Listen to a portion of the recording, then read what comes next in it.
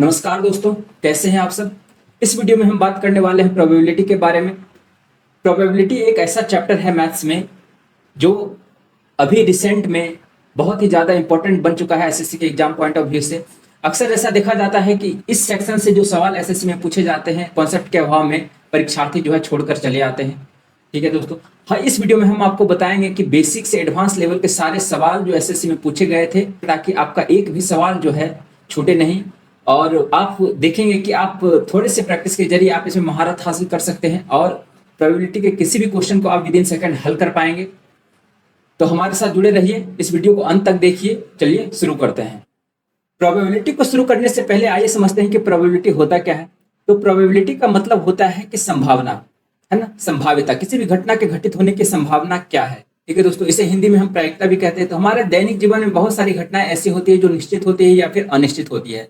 तो अगर कोई घटना निश्चित होती है तो उसकी प्रोबेबिलिटी 1 होती है। अगर कोई घटना निश्चित है, 100% होने के चांसेस है, 100% श्योर है कि ये घटना होगी ही होगी, तो उसकी प्रोबेबिलिटी जो है 1 होगी। तो यही दोनों के बीच में जो है हमारा प्रोबेबिलिटी ला करता है 0 और 1 के बीच में। ठीक है दोस्तों, तो अनिश्चित वाले केस में सारे सवाल जो है आते हैं कि कोई चांसेस क्या है, ये घटना घटेगी कि नहीं घटेगी। फॉर एग्जांपल्स के जरिए हम इसे समझ सकते हैं कि क्या क्या एग्जांपल्स हम कैसे इसे प्रोबेबिलिटी समझते हैं। तो एक बात ध्यान रखिएगा कि प्रोबेबिलिटी जो है हमारी डिसीजन मेकिंग क्षमता को बढ़ाता है दोस्तों। अगर हमारे पास डिसीजन मेकिंग क्षमता जो है वो प्रोबेबिलिटी से ही इंप्रूव होता है। जैसे हम फॉर एग्जांपल्स के जरिए समझ सकते हैं, अगर कोई बिजनेस में हम पैसा लगा रहे हैं, वो बिजनेस का जो सक्सेस रेट है वो होगा कि नहीं होगा, ये डिसाइड करेगा, है ना, ये डिसाइड करेगा प्रोबेबिलिटी। ठीक है दोस्तों, आप जो है अनुमान लगा रहे हैं कि आने वाले समय में हमारा बिजनेस जो है ग्रो करेगा, 100% ग्रो करेगा या कुछ ग्रो करने के चांसेस है, तो उस हिसाब से आप अपना प्लान बनाते हैं। ठीक है, तो उस केस में आप पैसा इन्वेस्ट करते हैं। अगर आपको पता चल जाए कि ये बिजनेस ग्रो नहीं करेगा तो आप जो है उसमें पैसा इन्वेस्ट नहीं करेंगे। ठीक है दोस्तों, दूसरे एग्जांपल्स के तौर पे देख सकते हैं कि अभी जो है रिसेंट जो है क्रिकेट मैच चल रहा है, तो इंडिया के वर्ल्ड कप जीतने के चांसेस क्या है, ये प्रोबेबिलिटी, ये हमारा डिसीजन क्षमता को बढ़ाएगा। ठीक है दोस्तों, अगर कोई हम शेयर मार्केट में पैसा लगा रहे हैं तो वो आने वाले दिनों में वो कंपनी हमें प्रॉफिट देगी कि नहीं देगी, कि नहीं दे, उस हिसाब से हम पैसा लगाते हैं। तो ये हमारे डिसीजन को पावरफुल बनाता है। ठीक है दोस्तों, तो इस टाइप से हम प्रोबेबिलिटी को समझते हैं और इससे सारे सवाल जो है प्रोबेबिलिटी के हम कराएंगे दोस्तों। बेसिक से एडवांस लेवल तक सारे सवाल आपको कराने जा रहे हैं और एसएससी के एग्जाम में जितने भी सारे सवाल पूछे गए थे वो सारे सवाल भी आपको हम कराएंगे, ताकि आप देखेंगे कि आप जो आपका जो है आपके अंडर में जो है आपका टॉपिक होगा, आपके कंट्रोल में आपका टॉपिक होगा और कोई भी सवाल जो है आप विद इन सेकंड हल करने में सक्षम हो। थोड़े से प्रैक्टिस के जरिए आप इस सारे सवाल को हल करने में सक्षम हो पाएंगे। ठीक है दोस्तों, तो चलिए कुछ एग्जांपल्स देख लेते हैं कि हमारे दैनिक जीवन में क्या क्या एग्जांपल्स होते हैं और किस टाइप के सवाल जो है पूछे जाते हैं एग्जाम में। तो सबसे पहले देखिए कि डाइस के सवाल आते हैं। ठीक है दोस्तों, अगर कॉइन को टॉस करते हैं तो हेड आने के चांसेस क्या है और टेल आने के चांसेस क्या है, तो ऐसे भी सवाल इसमें बनते हैं। डाइस में जो है 1 to 6 जो है फेस रहता है, तो उसमें 1 2 3 मार्क किए हुए रहते हैं। तो इस टाइप से सवाल आते हैं कि टोटल सम कितना होगा, या फिर लेस देन 5 कितना होगा, या लेस देन 6 नंबर्स आने के चांसेस कितना, या 6 आने के चांसेस कितना, 4 आने के, इस टाइप के सारे सवाल जो है आपको देखने को मिलेंगे। ठीक है दोस्तों, तो चलिए देखते हैं कि सबसे पहले टॉसिंग एक कॉइन के बारे में बात करते हैं कि टॉसिंग एक कॉइन होता क्या है। तो जब भी हम सिक्के को ऊपर उछालते हैं दोस्तों, तो कॉइन में जो होता है वो हेड होता है या फिर टेल होता है। अगर तो संभावना क्या बनेगी हमारे पास, अगर हम सिक्के को आसमान में उछालेंगे तो हमारे पास संभावना क्या बनेगी, या तो हेड आएंगे या तो फिर टेल आएंगे, दो ही चांसेस बनेंगे। ठीक है दोस्तों, तो अगर हम हेड आएंगे तो प्रोबेबिलिटी जो है हाफ हो जाएगा, अगर टेल आएगा तो उसका जो है प्रोबेबिलिटी हाफ हो जाएगा, क्योंकि दो ही चांसेस हैं। चलिए दूसरे एग्जांपल्स की तरफ बढ़ते हैं। थ्रोइंग ए डाइस। ठीक है दोस्तों, अगर आप डाइस को थ्रो कर रहे हैं, ठीक है, तो आप देखेंगे लूडो खेलते हैं तो वो जो डाइस रहता है 1 to 6 उसमें मार्क किया हुआ रहता है। तो कभी 1 आता है, कभी 2 आता है, कभी 3 आता है, कभी 4 आता है। तो इस टाइप से जो है अगर आपसे सवाल पूछा जाएगा कि 1 आने के क्या चांसेस हैं, 3 आने के क्या चांसेस है, लेस देन 6 आने के क्या चांसेस है, तो इस टाइप के सवाल जो है आपको देखने को मिलेंगे। तो अगर हम किसी भी घटना के बारे में बात कर रहे हैं, ठीक है दोस्तों, तो ये जो है अगर 1 आने के चांसेस होते 1/6, 2 आने के चांसेस तो भी 1/6, 3 आने के चांसेस तो भी 1/6, लेस देन 6 आने के चांसेस हैं, तो लेस देन 6 कितने नंबर है, 1 2 3 4 5, यानी कि 5/6। ठीक है दोस्तों, तो प्रोबेबिलिटी के फॉर्मूले के बारे में भी हम बात करेंगे और सारे कॉन्सेप्ट के बारे में बात करेंगे, बेसिक कॉन्सेप्ट के बारे में, ताकि जो है सारे सवाल जो है आप विद इन सेकंड हल कर पाए। चलिए देखते हैं। तो प्रोबेबिलिटी का फॉर्मूला कहता है दोस्तों कि कोई भी घटना जो है घटित होती है तो उसको हम कैसे निकालते हैं, इस फॉर्मूले के जरिए निकालते हैं कि number of ways it can happen divided by total number of outcomes. तो कितने तरीके से वो घटना घट सकती है divided by total number of जो है आपका आउटकम जो रिजल्ट है वो क्या है। अगर इस दोनों को हम डिवाइड करेंगे तो हमारा जो है प्रोबेबिलिटी मिल जाएगा। ठीक है दोस्तों, तो चलिए किसी एग्जांपल्स के थ्रू हम समझते हैं कि एग्जांपल्स हमारे पास दिया हुआ है कि there are 5 marbles in a bag, 4 are blue and 1 is red, what is the probability that a blue marble gets picked. ठीक है दोस्तों, तो हमारे पास जो है बैग में 5 मार्बल है जिसमें कि 4 ब्लू हैं और 1 रेड है। ठीक है दोस्तों, इसको अगर हम हल करेंगे तो आप अभी हमने देखा कि प्रोबेबिलिटी क्या कहता है। प्रोबेबिलिटी का मतलब होता है कि number of ways it can happen, यानी कि जो है कोई भी घटना कितने तरीके से घट सकती है, यानी कि उसका जो तरीका नंबर, टोटल नंबर कितना है उस घटना के घटने का, और total number of possible outcomes कितना है, टोटल नंबर जो है हमारा कितना है पॉसिबल आउटकम्स। ठीक है, तो यहां पर हम देखेंगे कि टोटल नंबर जो है आउटकम हमारा कितना है। हमारे पास 5 बॉल है। ठीक है दोस्तों, तो हमारे पास जो 5 बॉल है तो 5 ही आउटकम्स आएंगे। अगर 1 2 3, अगर एक ड्रॉ में 1 बॉल निकालते हैं, दूसरी ड्रॉ में 1 बॉल निकालते हैं, तीसरी ड्रॉ में 1 बॉल निकालेंगे, चौथे में 5वें, तो 5 ही ड्रॉ हम कर सकते हैं। तो 5 ड्रॉ में हमारा टोटल जो है आउटकम कितना हो जाएगा दोस्तों, ये हो जाएगा हमारा टोटल आउटकम 5। ठीक है, टोटल आउटकम्स हो जाएंगे हमारे पास 5। ठीक है दोस्तों, अब बोल रहा है कि जो है ब्लू मार्बल्स ही सेलेक्ट हो, है ना, ब्लू मार्बल्स ही पहले ही ड्रॉ में निकल जाए तो उसके क्या है। तो हमारे पास ब्लू मार्बल कितने तरीके से निकल सकता है दोस्तों, या तो पहला चूज करेंगे, दूसरा चूज करेंगे, या फिर तीसरा चूज करेंगे, या फिर चौथा चूज करेंगे। तो 4 वे में हम ब्लू मार्बल्स निकाल सकते हैं। ठीक है, तो नंबर ऑफ वेज कितना हो जाएगा दोस्तों, नंबर ऑफ वेज कितना हो जाएगा 4। ठीक है, तो प्रोबेबिलिटी के फॉर्मूले के अनुसार क्या होगा कि number of ways it can happen divided by total number of possible outcomes. तो यहाँ पे पॉसिबल आउटकम्स कितना है 5 और नंबर ऑफ वेज कितना है 4, तो हमारे पास जो प्रोबेबिलिटी कितनी हो जाएगी 4/5, यानी कि ये हो जाएगा हमारे पास 0.8। ठीक है दोस्तों, 80%। ठीक है, अगर हम परसेंट में इसको कन्वर्ट करेंगे तो ये हमारा जो है 80% हो जाएगा। ठीक है, चलिए अगले सवाल की तरफ बढ़ते हैं। तो प्रोबेबिलिटी को विस्तार से समझने के लिए कुछ टर्मिनोलॉजी है यहाँ पर दोस्तों, तो उसको समझना बहुत ही जरूरी है, क्योंकि सारे टर्म जो है क्वेश्चन में यूज होंगे। तो अगर टर्म समझ में आ रहे हैं तो आप समझ जाइए कि आपके 50% चांसेस है उसे सॉल्व करने के। तो यहाँ पर देखिए कि सबसे पहले होता है एक्सपेरिमेंट।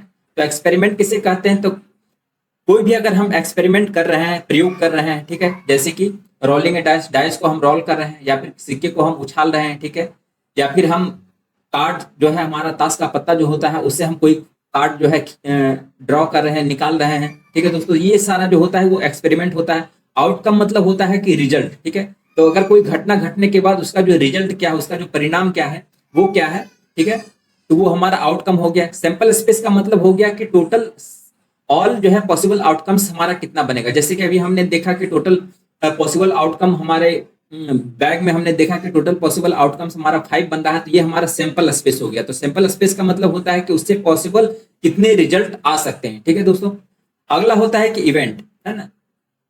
इवेंट का मतलब होता है कि कोई डाइस रोल कर रहे हैं तो उससे इवेंट नंबर आने के क्या चांसेस हैं, ठीक है, या फिर सिक्के को उछाल रहा है तो हेड या टेल आने के क्या चांसेस हैं, या फिर हम, है ना, किसी कार्ड से कोई एक पत्ता निकाल रहा है तो उसके क्या चांसेस हैं। तो ये घटना जो है इवेंट के नाम से जान जाए। यहाँ पर देखिए कि हमारा जो घटना क्या है, what is the probability that a blue marble gets picked. ठीक है, ये ब्लू मार्बल चुनने की, है ना, या सेलेक्ट होने के क्या प्रोबेबिलिटी है, तो ये हमारा घटना हो गया। ठीक है, तो ये एक इवेंट हो गया। उसके बाद आता है कि odds in favour of the event. तो odds in favour of the event का मतलब होता है कि जो कोई भी घटना कितने तरीके से घट सकती है डिवाइडेड बाय वो घटना घटने की चांसेस जो है नहीं है। ठीक है, तो उसे हम odds in favour of the event कहते हैं। तो इसका जो रेशियो होता है, मान लीजिए कि प्रोबेबिलिटी है कोई भी घटना एक घट रही है, ठीक है, डिवाइडेड बाय कोई भी घटना एक घटने के नहीं होने की प्रोबेबिलिटी क्या है, तो ये हमारा रेशियो हो जाएगा odds in favour of the event. और दूसरा होता है इसका जो अपोजिट होता है वो ऑड्स अगेंस्ट द इवेंट होता है, यानी कि ये जो होता है कोई भी घटना नहीं घट रही है ना, नहीं घटने के चांसेस क्या है और उस घटना के घटने के चांसेस क्या है, इन दोनों का रेशियो जो है वो ऑड्स अगेंस्ट द इवेंट होगा और ये odds in favour of the event होगा। तो अभी हाल ही में 2023 सीजीएल मेंस में इससे सवाल पूछे गए थे दोस्तों। ऑड्स अगेंस्ट द इवेंट पूछा गया था कि ऑड्स अगेंस्ट द इवेंट जो है प्रोबेबिलिटी में पूछा गया था, और बहुत सारे छात्रों ने इस सवाल को नहीं किया कॉन्सेप्ट के अभाव में। तो इस बार जो है आप इस वीडियो को देखने के बाद आप इन सारे सवालों को आप बेसिक से हल कर पाएंगे और जान पाएंगे कि किस टाइप से जो है क्वेश्चन बेस्ड होते हैं इस पे।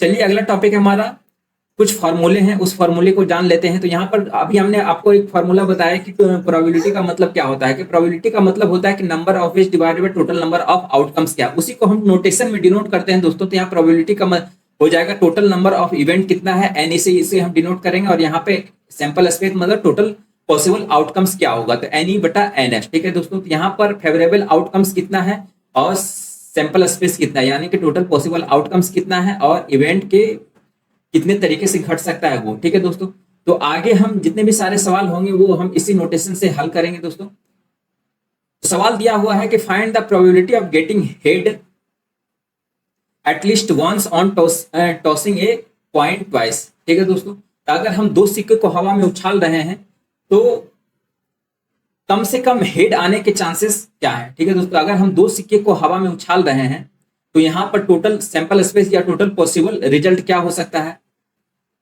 तो दो सिक्के को हवा में उछाल रहे हैं दोस्तों, तो या तो हो सकता है कि पहले सिक्के पे हेड आए और दूसरे सिक्के पे भी हेड आए, या फिर हो सकता है कि पहले सिक्के पे हेड आए दूसरे पे टेल आए, या फिर हो सकता है कि पहले पे टेल आए दूसरे पे हेड आए, या फिर हो सकता है कि दोनों पे टेल आए। ठीक है दोस्तों, ये चार पॉसिबल आउटकम्स हमारे पास बन सकते हैं। ठीक है, तो इसे टोटल पॉसिबल या सैंपल साइज निकालने का क्या तरीका है दोस्तों, कि जितना जितना जितना हमारा दो बार सिक्के को उछाला गया है या तीन बार सिक्के को उछाला गया है, तो इस टाइप से अगर सवाल आते हैं तो हम सैंपल स्पेस डायरेक्टली हम निकाल सकते हैं, N S equal to 2 to the power N. ठीक है,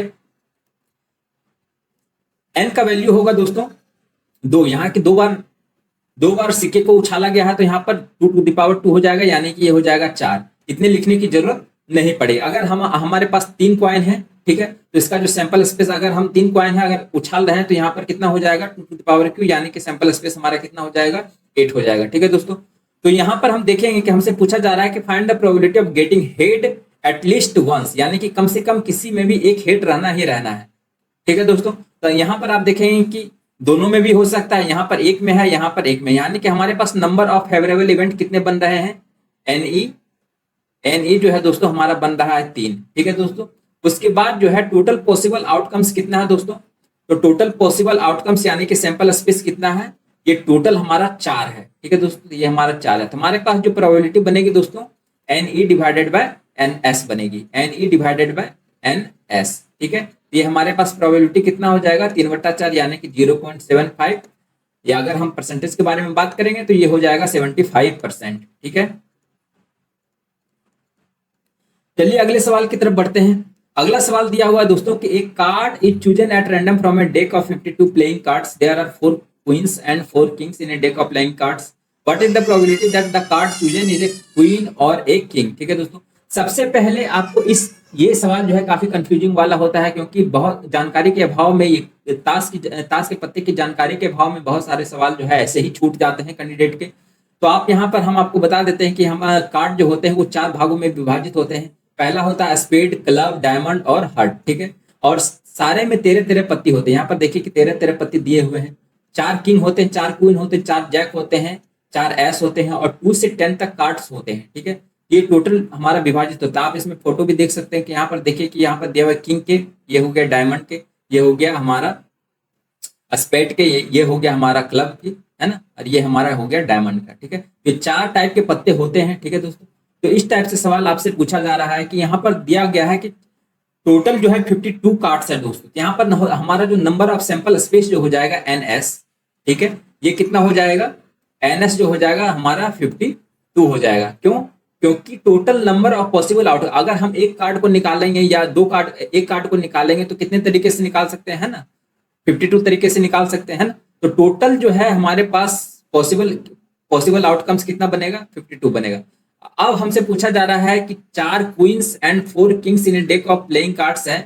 तो यहाँ पे पूछा जा रहा है कि the card chosen is a queen और ए किंग। यहाँ पूछा जा रहा है कि क्वीन के होने के चांसेस क्या है या फिर किंग के होने के चांसेस क्या है। तो यहाँ पर हम आपको एक कॉन्सेप्ट बताने जा रहे हैं कि जब भी कोई भी इवेंट जब एंड से जुड़ा हुआ हो तो वहां पर हम मल्टीप्लीकेशन करेंगे, और कोई भी इवेंट अगर और से जुड़ा हुआ हो तो वहां पे हम प्लस का यूज करेंगे। ठीक है दोस्तों, अगर हमारे पास दो इवेंट दिया हुआ है ए और बी, ठीक है, हमारे पास दो इवेंट दिया हुआ है ए और बी, पी ए है ना एंड बी, हमारे पास दो इवेंट है ए और बी, तो probability of A and probability of B अगर निकालने के लिए कहा जा रहा है तो हम सीधे इसको गुना करेंगे। ठीक है, P A into P B, multiplication करेंगे।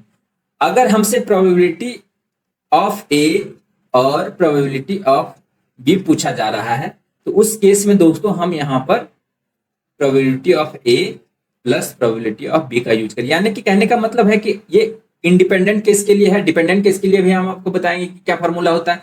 तो यहाँ पर देखिए कि जो भी चीज यहाँ पर दी हुई है ना, अगर एंड के केस में होगा यहाँ पर सिंपली याद रखिए कि अगर और है तो हमको प्लस का साइन यूज करना है, अगर एंड है तो हमको मल्टीप्लीकेशन का साइन यूज करना है। ठीक है, तो यहाँ पर देखिए कि यहाँ पर क्वेश्चन में दिया हुआ है कि क्वीन और ए किंग, यानी कि यहाँ पर और दिया हुआ है तो हमको प्लस का साइन यूज करना पड़ेगा। ठीक है,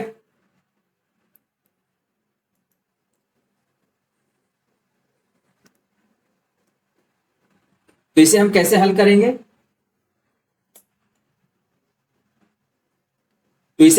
करेंगे, तो हम प्रोबेबिलिटी ऑफ पहले क्वीन निकाल लेते हैं। तो प्रोबेबिलिटी ऑफ क्वीन कितना हो जाएगा, देखिए दोस्तों हमारे पास 4 क्वीन है तो हम 4 तरीके से निकाल सकते हैं। तो 4/52, ठीक है, total number of sample space कितना है 52।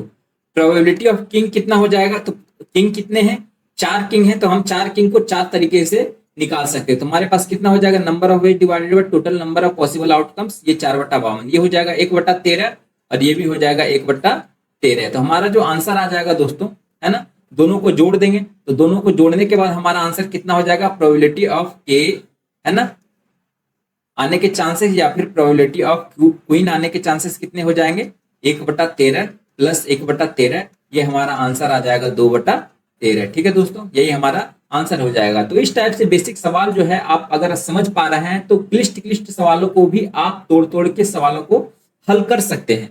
चलिए अगले सवाल की तरफ बढ़ा जाए। ये सवाल दिया हुआ है कि a fair coin is tossed 3 times, what is the probability of obtaining 1 head and 2 tails. ठीक है दोस्तों, अभी हमने बताया कि जब भी कॉइन को 2 बार उछालेंगे तो नंबर ऑफ सैंपल स्पेस जो है कितना आ जाएगा, total number of possible outcomes कितना हो जाएगा।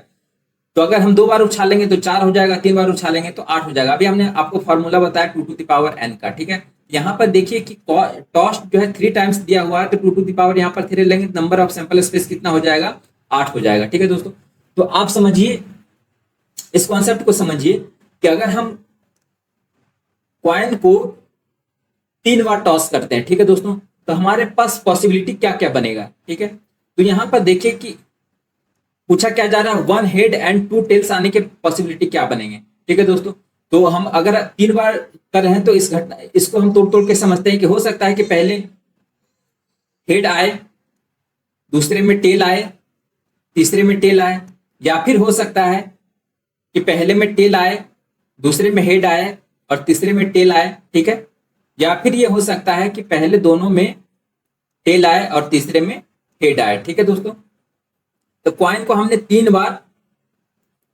फ्लिप किया। ठीक है, तो हमारे पास जो है फेवरेबल इवेंट कितना बन रहा है, 3 बन रहा है, क्योंकि ये एक सवाल कह रहा है कि कम से जो है ऑब्टेनिंग 1 हेड एंड 2 टेल्स। तो यहाँ पर देखिए 1 हेड और 2 टेल्स है, इसी 8 में से इसी तीनों को हमको चुनना है। ठीक है, तो हम कितने तरीके से चुनेंगे, 3 तरीके से चुनेंगे। ठीक है, तो अब क्या करेंगे कि हमारा जो प्रोबेबिलिटी हो जाएगा NE डिवाइडेड बाय NS। तो नंबर ऑफ फेवरेबल इवेंट कितना है हमारा दोस्तों, 3 है, और यहाँ पे कितना है 8 है ना, ये सैंपल स्पेस हो जाएगा 8। ठीक है दोस्तों, ये हमारा हो जाएगा 8। चलिए अगले सवाल की तरफ बढ़ते हैं। अगला सवाल दिया हुआ है कि there are 10 counters in a bag, 3 are red, 2 are blue and 5 are green. The contents of the bag are second before mixing randomly chooses one counter from the bag. What is the probability that she does not pick a red counter? ठीक है, तो red counter इसमें choose नहीं करना है। ठीक है, तो हमारे पास कितने हैं, तो रेड काउंटर चूज नहीं करना है, तो रेड वाला हम नहीं रखेंगे। हमारे पास बैग में है ना, 3 बैग हैं, दो ब्लू हैं, 3 रेड हैं और 5 ग्रीन है। ठीक है, तो हमको रेड वाला चूज नहीं करना है, तो चूज किसको करना है, ब्लू को है ना, और ग्रीन को चूज करना है। ठीक है, तो हमारा जो आंसर कितना हो जाएगा, तो हम कितने तरीके से चूज कर सकते हैं, तो हम 2 और 5 है ना, 2 और 5 यानी कि हम 7 तरीके से इसे चूज कर सकते हैं। हमारे पास पॉसिबल आउटकम्स कितना है, सैंपल स्पेस कितना है, तो टोटल हमारे पास बैग कितने हैं, 3 2 5 और 5 10। ठीक है, तो इसका जो प्रोबेबिलिटी हो जाएगा दोस्तों वो हमारा कितना हो जाएगा, 7/10। देखिए कितना आंसर है, अगर आप कितना आसान है, अगर आप कॉन्सेप्ट को समझ रहे हैं तो कोई भी क्वेश्चन जो है आपसे छूटने वाला नहीं है।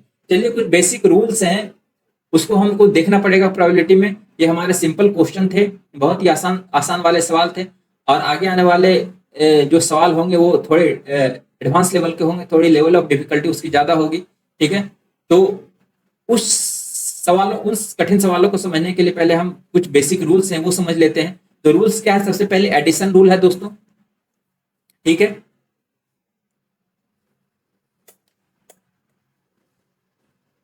सबसे पहले एडिशन रूल है। तो एडिशन रूल को हम देखते हैं कि अगर कोई भी घटना ए और बी दी हुई है, कोई दो इवेंट दिया हुआ है, तो यहाँ पर देखिए कि ये यू का साइन दिया हुआ है ना, तो यू का मतलब होता है यूनियन या और, है ना, आप यूनियन कह सकते हैं या फिर और कह सकते हैं। ठीक है, अगर ये इंटरसेक्शन का साइन है तो आप इसे इंटरसेक्शन कह सकते हैं, है ना, या फिर एंड कह सकते हैं, या फिर एंड कह सकते हैं। ठीक है, तो यहाँ पर पी ए यूनियन बी दिया हुआ है, तो P A plus B B minus P A intersection B, ये फॉर्मूला दिया हुआ है दोस्तों, ये फॉर्मूला हम याद रखेंगे। एक कंप्लीमेंट्री रूल है, कंप्लीमेंट्री रूल का मतलब होता है कि कोई भी घटना अगर होती है या फिर नहीं होती है ना, यहाँ पर ये याद रखिए कि कोई भी इम्पॉसिबल है घटना है, ठीक है,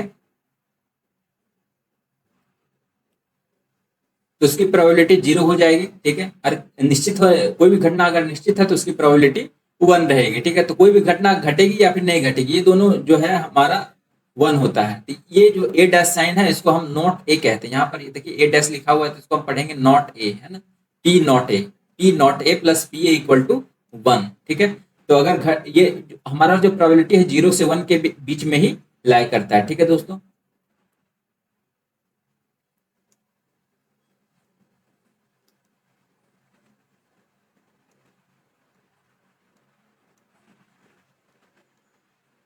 जीरो से 1 के बीच में ही हमारा प्रोबेबिलिटी लाई करता है। तो तीसरा होता है दोस्तों कंडीशनल रूल, है ना, कंडीशनल प्रोबेबिलिटी जिसको कि हम कहते हैं, ये बहुत ही इंपॉर्टेंट है, और अगर आप इसको समझ जाते हैं तो सारे सवाल जो है आप हल कर पाएंगे बहुत ही अच्छे तरीके से।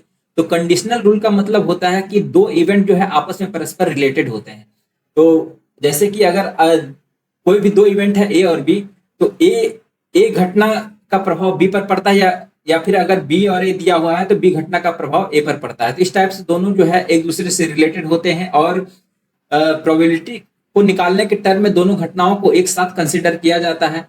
तो ये कहता है कि अगर कोई घटना पहले से घट चुकी है ना, तो उस केस में दूसरी घटना का प्रोबेबिलिटी हमको निकाला जाता है।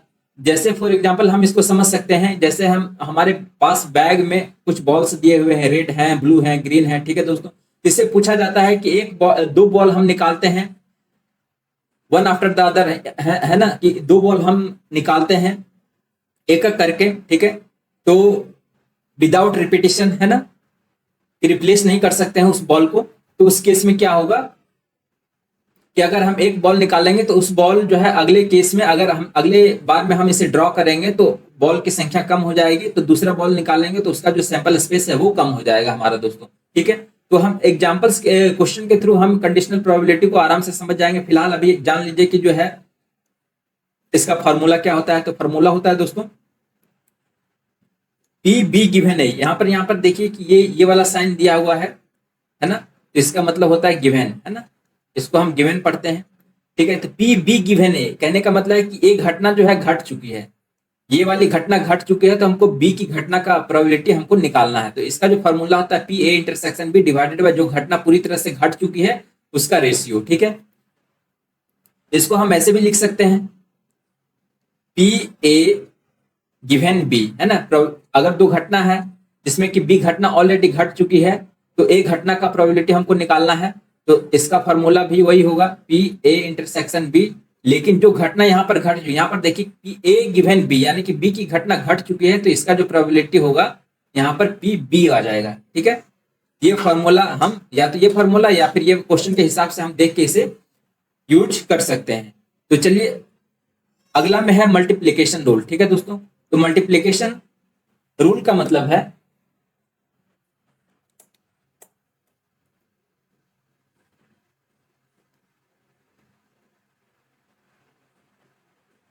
अगला है दोस्तों मल्टीप्लिकेशन रूल। मल्टीप्लिकेशन में देखिए कि दो केस आते हैं। पहले आते हैं डिपेंडेंट इवेंट। ठीक है, अभी हमने बताया कि कोई भी दो घटना एक दूसरे पे डिपेंडेंट होती है। ठीक है, और एक होता है इंडिपेंडेंट इवेंट। जैसे कि इंडिपेंडेंट इवेंट को आप समझ सकते हैं कि अगर हम कॉइन को टॉस करते हैं तो हेड आएगा कि टेल आएगा, ये दो घटना जो है, हेड आने की घटना है या फिर टेल आने की घटना है, ये दोनों अलग अलग हो, दोनों एक दूसरे को इन्फ्लुएंस नहीं करते हैं। तो यहाँ पर जो है ये इंडिपेंडेंट इवेंट की कैटेगरी में आ जाएंगे। अगर हम किसी डाइस को रोल करते हैं तो वो इंडिपेंडेंट कैटेगरी, एक आएगा, दो आएगा, तीन आएगा, इसके आगे आने वाले घटना पे इसका कोई प्रभाव नहीं पड़ेगा। ठीक है, तो ये जो है इंडिपेंडेंट घटना हो गई। डिपेंडेंट इवेंट्स आपको ऑलरेडी दिए हुए रहेंगे। अभी हमने बताया कि डिपेंडेंट इवेंट का क्या कैटेगरी होता है। तो यहाँ पर आप देखिए कि अगर कोई इवेंट जो है डिपेंडेंट है तो उस केस में पी इंटरसेक्शन बी कितना हो जाएगा, P B into P A given B. ठीक है, और पी ए इंटरसेक्शन बी अगर हम एक घटना दी हुई है ना, यहाँ पर देखिए कि बी घटना ऑलरेडी घट चुके हैं तो ए का निकालना है ना, या फिर पी इंटरसेक्शन बी दिया हुआ है तो पी भी निकल सकता है। ये फॉर्मूला आपको याद रखना पड़ेगा। पे इन A P probability of A and B जो हो जाएगा दोस्तों probability of A into probability of B given A. ये फॉर्मूला आपको याद रखना। अगर बोल रहा है कि इंडिपेंडेंट इवेंट है तो इंडिपेंडेंट इवेंट में क्या होगा कि सिंपली इन दोनों का हम मल्टीप्लीकेशन कर देंगे। ठीक है, तो ये दोनों केस को भी हम एग्जांपल्स के थ्रू आराम से समझ सकते हैं, आराम से समझाएंगे आपको। ठीक है, तो इस टाइप के सवाल जो है तो अगर वीडियो आपको हमारा अच्छा लग रहा है तो आप इस चैनल को जरूर सब्सक्राइब करें। ये हमें जो है आगे आने वाले सारे लेक्चर्स जो है हमें मोटिवेट करते रहेंगे। ठीक है, ताकि हम ऐसे क्वालिटी वाइज जो है लेक्चर आपके सामने प्रस्तुत कर सकें। चलिए अगले सवाल की तरफ बढ़ते हैं। An urn contents 20 red and 10 blue balls. 2 balls are drawn from a bag one after the other without replacement। देखिए ये कंडीशनल प्रोबेबिलिटी का एग्जांपल है, तो इसे हम कंडीशनल प्रोबेबिलिटी के फॉर्मूले से भी हल करेंगे या फिर हम डायरेक्टली इसे भी हल कर सकते हैं। What is the probability that both the balls are drawn are red. ठीक है, हमसे पूछा जा रहा है कि अगर हम दोनों बॉल को निकालेंगे इससे क्या चांसेस, इसके क्या परसेंटेज है निकालने के। ठीक है, तो यहाँ पर देखिए लेकिन नंबर ऑफ सैंपल स्पेस कितना हो जाएगा दोस्तों, नंबर ऑफ सैंपल स्पेस हो जाएगा 20 + 10, यानी कि टोटल नंबर ऑफ बॉल्स जो है हमारे पास 30 बॉल्स हैं।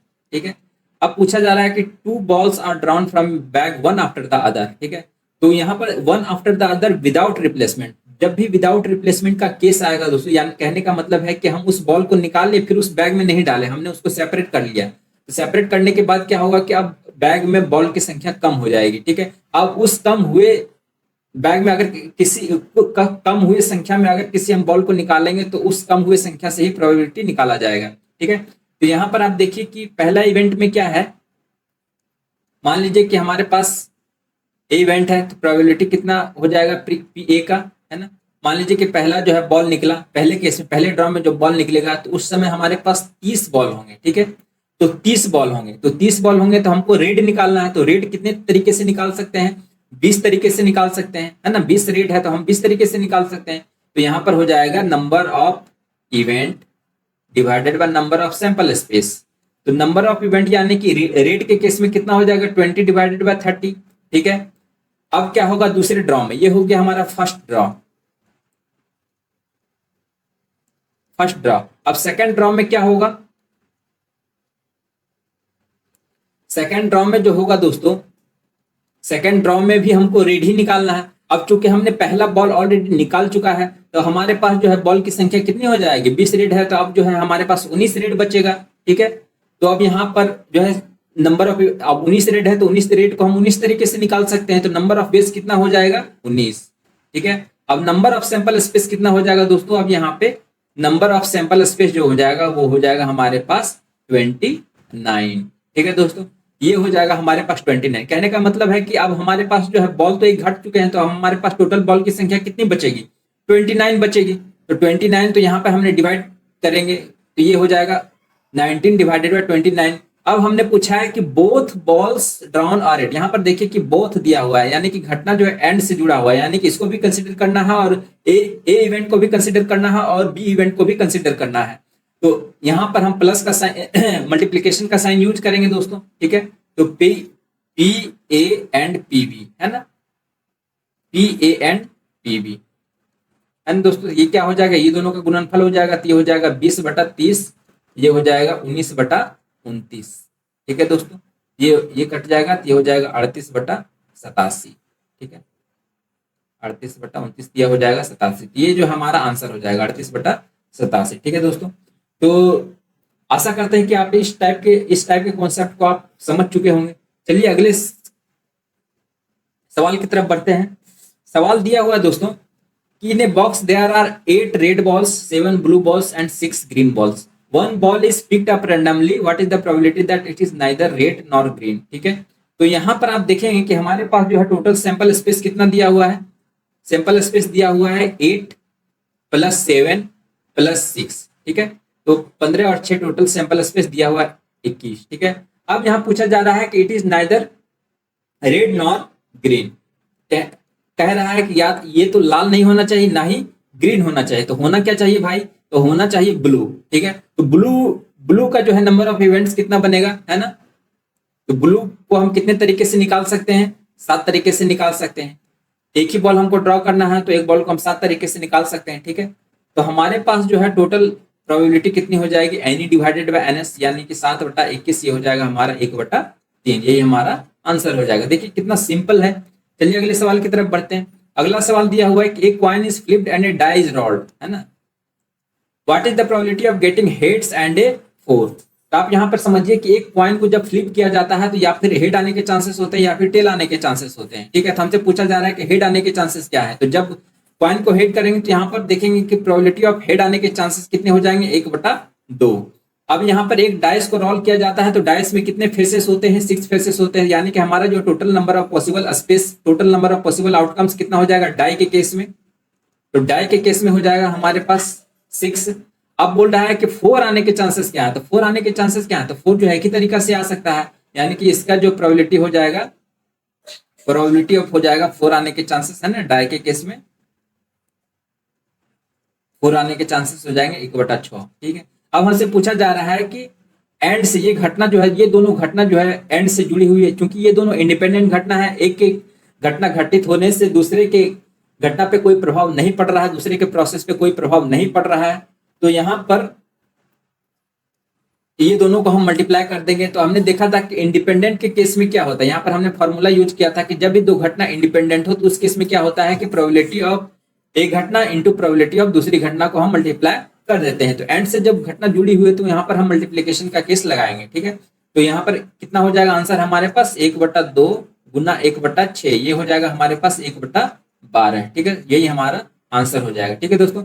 चलिए अगले सवाल की तरफ बढ़ते हैं। अगला सवाल दिया हुआ है कि the probability of Sita, Gita and Mita passing a test is 60%, 40% and 20% respectively. What is the probability that at Sita Gita will pass the test and Mita will not? यानी कि यहाँ पर 3 केस दिया हुआ है। पहला में दिया हुआ है कि सीता जो है 60% चांसेस है कि वो पास कर जाती है, गीता जो है 40% चांसेस है कि वो पास कर जाती है। तो मीता के पास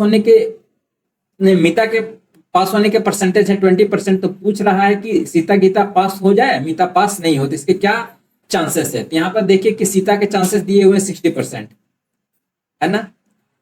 फिर दिया हुआ है इंटू दिया हुआ है कि गीता के चांसेस कितना है, तो 40%, ठीक है। अब दिया है कि मीता पास नहीं हो, तो मीता के पास होने के चांसेस है 20%, तो पास नहीं होने के चांसेस कितने होंगे, 80%।